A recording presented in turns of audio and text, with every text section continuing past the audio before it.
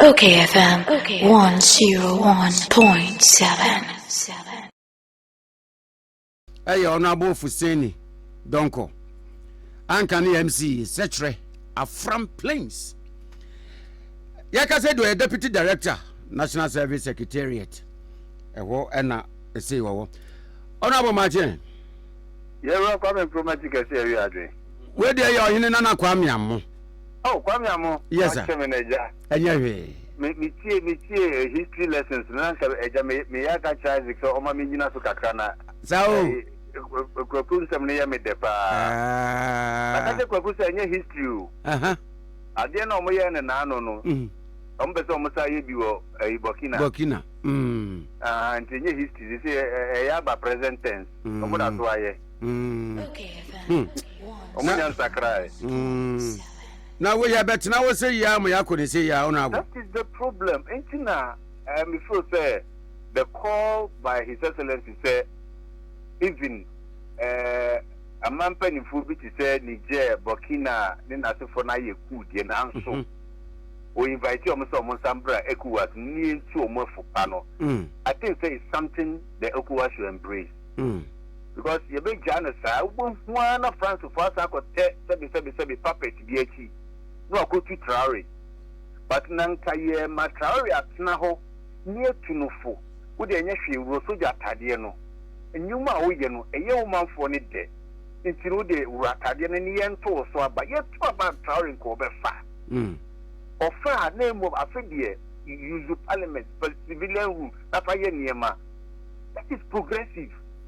Now, see, how you be Janus, I want to know the effort in Pumum, the France of Port Pian and a count, not we carry a few. I say, near my carry, you know, a better reversing in na. Not that I come up France for. Now, you say Libya, a Burkina Faso, is a Libya view. Oh, no, we're not meeting Nimdiphobi. Now, Casayana and Pempi, you know, say. Soja aban ne basa no a ya na omo inafie kakra ne se aban no sanso ko constitutional room musa no a o se a bureaucratic kind of leadership parliament wo ho judiciary wo ho any other sectors bi a and stakeholders bi omu na play a role in decision making a be kwa wi ase no wanhwe yi a the universal benefit no a oman na wosen ko munya from a decision bi a Keye papa no. Boys others will be thinking of their selfish interest in tea. Good. Na akwa wie bone but when akwa semi unilateral decision by a military leader no on consult a larger group no. So na no so beboa no. Kwame okay tamani ye if I say so me kwan no. Rolling the time. Me kai me bra pani bia na o se by then no ton engine and o ka say ye be measure akwan wi o mo ka kire o mo say ya mamu 3 man mun tun free ho ni ye be kwan be fa ha no na ye o mo so masa enkusi aga enkruma kra ya mpamono na wan no si there o mo ba be good niema no o si military grade na o twi niema no twi kwan ni bu o mo niema no ono ankasa G16 no se be da akwana o yi yidi a ne nche no e chambazuka anya ne nya ye kwan okayfm enso na no ye kwan keke and ye free your friend say ahojo run about and dia kofa your friend say sokoban akopie trade junction sebi yesi bosom na esi eye your friend say sokoban ho no ye move bosom na sebi kuru no bebo nti ukodu ho ya ye kwan asphalt ni ye ne fia ni ye yi afa bosom no ene ye eja bosom dan no ho yes that's democracy for you ya semo na sebi tare na yi kwan a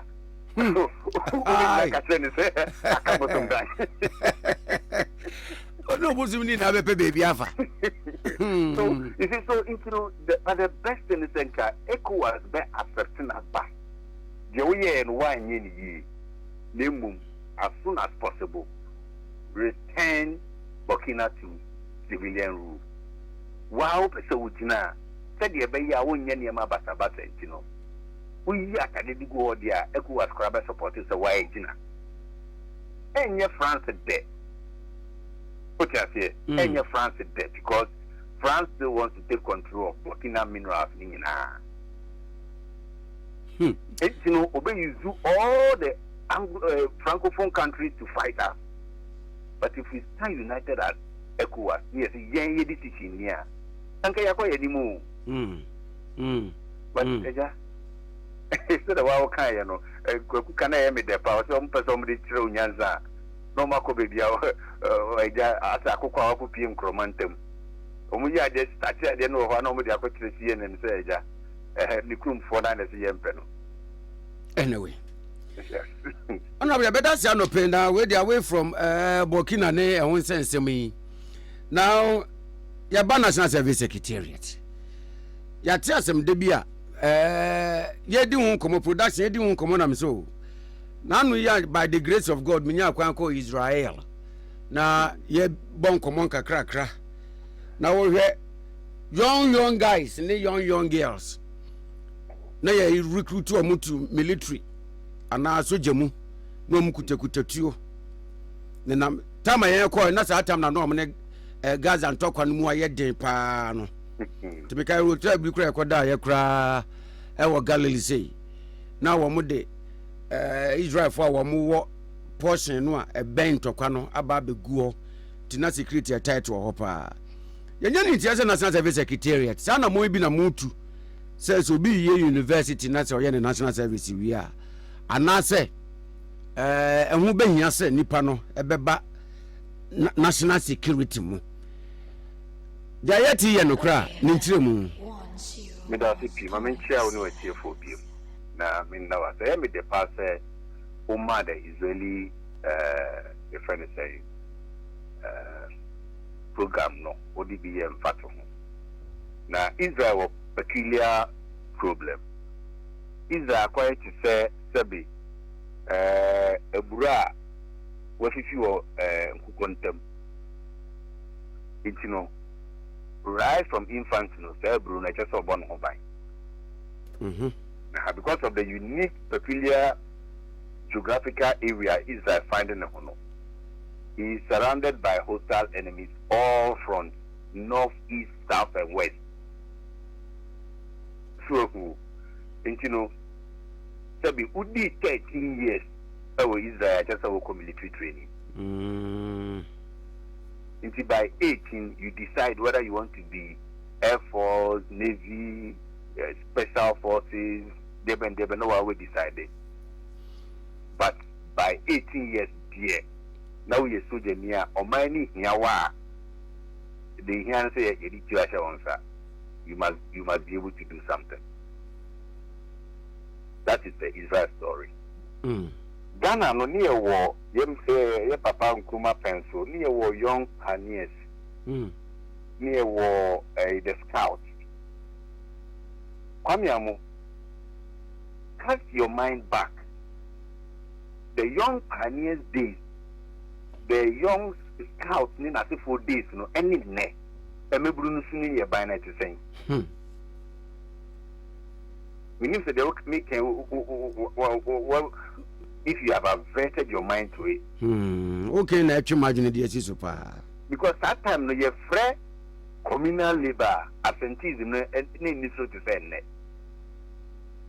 That time no be got to say accident here on training phone and the kind of video. What you say? Na mum try say obeboa obi sabi obi an na ebukura no obe try to be immobilizing the patrone 9 while ambulance and other help are on their way coming. If an accident you see, the first thing to do is to take up your phone and start making videos and our live recordings. Because the ultra video will need what to do. So the best they can do is to call. So His Excellency the President is saying, one, said the Abeya, a Mabuna free school, but on much more beneficial and much more, they will have much more competitive advantage in their workplaces. We introduce the basic military training into the national service. okayfm 101.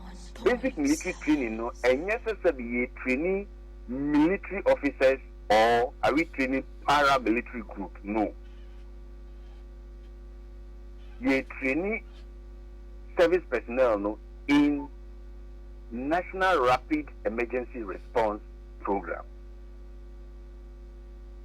In the 12 months now, they be here national service. You have 2 months out of that 12 months that they be here some military training. It doesn't train you to become a combatant military officer, no. And as you train you to say the area forest guard and not there. Name on basic emergency responses be there. You'll be trained and be prepared for that. So once you are deployed onto the field, some of this training can be useful. Imagine say national service near your posting call airport. National service near your posting call harbor. What kind of emergency preparedness is that particular personnel given? The airport one. One day the man say airport near the nako. We be see me per tour. We be see me per GNPC. We be see me per MPA. We be see me per Abuaji thermal plant ho. Yedi big mukurako mines. Oh, so this is just an added on skills. His Excellency Percy the share and branch in Mabawa. Then to also revive the sense of discipline and patriotism in our graduate youth. Because Omono ne DNA said there the idea with the civic responsibility teacher say all the rest will follow. And that is the main motive of this particular program. Ma mimbisa se we no se ye yina gwa kwamu a matoto awi a ye hwe ni mu se sha se breben. So na bi no ka say na no ukuada no ne ye ne military mpanyimfo no asrafo mpanyimfo no kwotena ase ye nyina ye hwe se NSS is expecting say this academic year no teachers ni nurses ni de ye post o man sa me no ka say and then nurses ni postings ni beba out now free because they are specialized skills no omono was specialized area ye de ben ye di omoko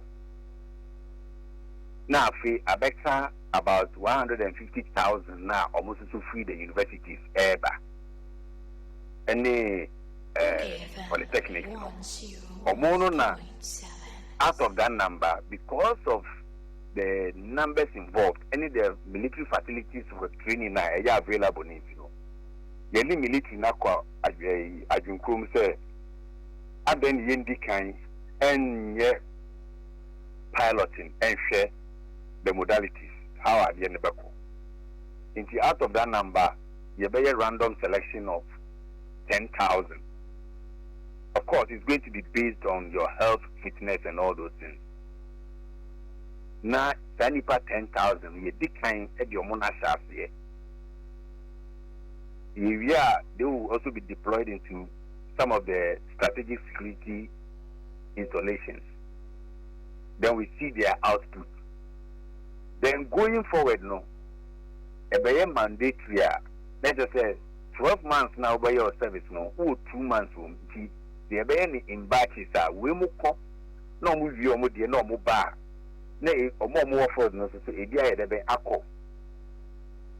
but some way, somehow, you must do your 2 months military training. You must do it as a national service personnel because you'll be certificated on that aspect as well. Military not come and you see, I just say, a year August, Busumi year, 3rd of August, now, I had a bay, yes, at the first batch, no, I had a bay, I call for the training. Now, when we baby say 2 months training, no, na ye ni nature and ni scope handling of weapons so can ho and it is what the when we zakura kenye o weapon handling, yes, we taught weapons, basic weapon handling. Yeah, quite sure that they are 2G16 M3 no one Debbie. Yeah, quite sure man, because like I said, they are not training combatants. They are training emergency response personnel. And you know, yes, it's tuning say ne ye juma ukutema say ne tie. Now see am fa won quotation range say fire 1 fire 2 there bi won kwaya sa de ni bi maybe ye teach you bo bi a say ne tie ye teach you bo bi this is how you put pressure on the place, this is how you treat gunshot wounds. Yes, anya makakra ni die ye betrew but assemble bazooka and after disassemble bazooka the David. And can you train? You know, I don't know. Captain Kakuda running in Crawford. Yeah. The mommy bizarre question where 3 days ago now, me chance upon a video biswa Sudan Potemu young girls make us be a more senior secondary school crowd. Now, how to clock a gun. Anything about it, you to she say, we and maybe says, and then maybe say, when beyond that, you know, Crawford Baba, so when news of Sanamon to by say, Anya, you cry, Yenya, some fast walk, is still discipline in the generation that is coming to take over from current in Penifui. Is it an opportunity, you say, Obi 2 months and with the basic and our little knowledge now, win in military, no, a bit to me, a be kwaya manama, why enter military one. So, the intermaker say, it gives them the competitive advantage is that military for years are training way in answers, no. They are taking records, so because of course, it be performing, it be outperforming, it be, and it is so on the formusa. It is a young colleague. Not a military for say be recruitment. Not say ubi or no call military training need be pen with distinction. Anyone won't could be that. Who was a military for years screening and one medical fan? So that identity here. Yeah. So yes, it gives them the competitive advantage. It was only in an almost observable. Or more private I recommend this there be a branching way there. Based on the fitness level, any the way or any Yamano, military look up Asiano. That can also be done. And it's not just the military, the police, the fire service, the customs, the prison service. They are part of the training. Oh, Kwaya Yebe Faswa, Yebema, Yem Kolana who say, wherever you find yourself, say Jumana Oyeno, oh yes, a big jail cardiac. But we hear Jumana so being ye, and the Ghana flag must be respected above all other materials. That sense of patriotism must come back. So, whose idea say, in Chamun Costa and Yamidi and family home, Abaya Dia Esseno, and just a foul. And that is the motivation. Wonderful. Honorable, then one other area and so you person consider no pay a year. Whether you have and I said the military for that matter has that capacity to absorb number of graduates from universities or Maimu. Looking at Legon, KNUST, Cape Coast, then now about private ones and so. Yeah. Against corresponding number, military, I can say, or more recruit to our more fun, which is more. We are better like more graduate in Ukraine, no baby a bayer, or how much it's a move dear war and military effort. And to the capacity wise, in terms of graduate, no military ready. In terms of logistics, accommodation, Yes. So that is why we want to do the piloting, because yes, we realize even with the Navy, with the Air Force, with the Army, training facilities that is why we are starting with the 10,000. By absorb who challenges via the plan is to also make sure say it may decentralize it. So you are talking about some of our universities, some of our nursing and midwifery training institutions, some of even our secondary schools. All we need to do is to deploy the military training officials there. Because the only challenge is a soldier for us to make say Nabas mobile exercise, Nabaye training. Adechia Kufina Kudidi, and answer Kufina Koya the Obey, Adechia no Asabani dear baby, Omudian and Common Nanya Kra. It's you know, Yabaya dear, Yemma, Omumbe, at least they are spending all the 2 months there. So that whatever they are teaching them, whatever they are showing them, 2 months intensive, they will be able to grasp it. Into Kofina, you are getting interface with the outside environment, so you will know how to adjust with what you have already been taught. So that is into the boarding facility, and Amana challenge. Yes, Adianka, we could have started on a large scale. To say any dear, almost as you who near just adjust to say we are even trying to see say military na beketi omo into the defense and industry work Kumasina omo shoe factory they will produce their shoes their boots locally and tadi omo be share omo na be tuli omo into so omo yes anya many locally the volumes at which they can produce this is decentralized na advances to the case seems to money locally okay sadia all the regions demarcated some particular institutions you be deploy the trainers to those places or make then it becomes easy for all of us. When I went to yeah pilot yeah target about 10,000 India now. How would the selection be? Because the selection will be one initially to be random. Okay. And then it will also be based specifically on medical records. Of course, selected now medical challenge inside a once there's a direct medical report from a doctor, you can be exempted. But no matter your medical records, at least there are some trainings you can also go through. Okay. It's automatic. And say you generate things, School now, and so or the list in the brain. Near generate things now, near postimo. Out of that, we'll just sample, at least make sure we touch base with all the regions. Then we select.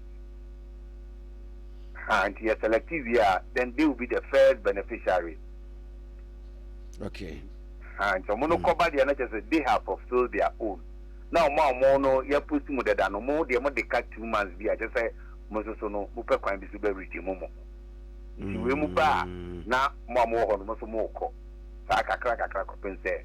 You will be winning. All right. I'm not we better say now wait a quick one before you go. Now what we I'm just saying my weekend Chief Justice in the suspension by minimum that if an issue an matter of interest honorable person will share or thought looking at commentaries about 50 Jordan neighbor na say Tuesday neighbor besine be said their mampeni near unconstitutional be say constitutional be said na a threat and a danger one to constitution no judiciary and some be bibi ndiwa aba bimbada that threat to judiciary, threat to democracy, maybe easy boss cry and yet threat to democracy. For me, once the president is following the laid down constitutional procedures in India, I don't think we will have a problem. Because study, sorry, not see mommy when you proceed on leave, then we would have an issue with it. There are some CEOs, or more some of the government institutions, because of some of the little bit of autonomy or more enjoying it, the president has not even touched that because some of them, he has to take a board to recommend their removal or not. What you are saying? Because there are some who you have to pay judgment there. I see. It's also an entitlement in Yamano. But board and the banner board, look at the that is it, board in the US. So there are some sensitive ones. You do it, damn the constituency same. But there are others to a carry the who has here, but the Emma board in the banner board and be yo. And no, dear, Nipan say he's not following the he's following the constitution. Now we are studying the petitions aba. Our petitions need to crash at here, era, Nanado Pensu. As the president said, the petitions in there. The Council of State motion petition, the more said, I send you a prima facie case, we will be a bit not and so ampa, almost a question, and some no, and you are so also. In something in a show, Muna, I just see a institution as a member of the baby, what it means now, anything when you are one quarter for the year at the Matomaso. It is to deny change, yet many are questions in the movie. The president here we are, Amania Wayan say. Now I must say, I was Supreme Court to cry here, chance of mobility, may say. Once there's a prima facie case, she has or he has to be suspended. So they have a point for proper investigations. That is the law. Mm. In your Mampenina, I decided to do the American is so 1 year warrior. Instead of one breath, the person Mampini Dimbraso, who Dimbrano Susuna, I need a dating and just could this Ambrano. Then on I am bra. I'm your debut. And now I see the Empire Cinche. What's all Mampini Dimbraso no din Embrano Swa? And I come on with him. Embrani Dua, Embrana would this man a D. And things like Embrana dimension and can just some bra with you this old baby. Because Embrana knew a Kwame, but Baby Dimmy Fuseini. JD meeting and Sanyam Papa View. You move my sir. Now, a Kobana say, Honorable said that which removed the Ananke Muda playing, but does it surprise you, say, or better say, be a lawyer ni, be a winimum rano, or new constitution, no, near me, womia, which remi still, or back court, say, Supreme Court and fight. Nenai AC and court near calling near Mammy Nusu. Your court copied. Oh, okay. To Koji at Timua. You do one no cockles are copied. I see. Young Casamina made the coy. Mino no Macame home. It will be so a while cockles now, Cosso or Quaco Jatimua, this sabi, very your baby. So it's not all people who go to the court that are seeking justice. Some are just seeking names. I see. Young Casamina made the coy. 101.7. I want to pay about that. Come with us in Africa with the mammy. Not yet, Danko. Both say on your short videos to mammy. But I need some net there to do. Patch you. Honorable Fuseini Donkor Clarifies MC, etc. From Plains. Or your Deputy Director, National Service Secretariat, and Premier Yakaseni and a bon community. One more call you Nubokitino. OKFM 101.7.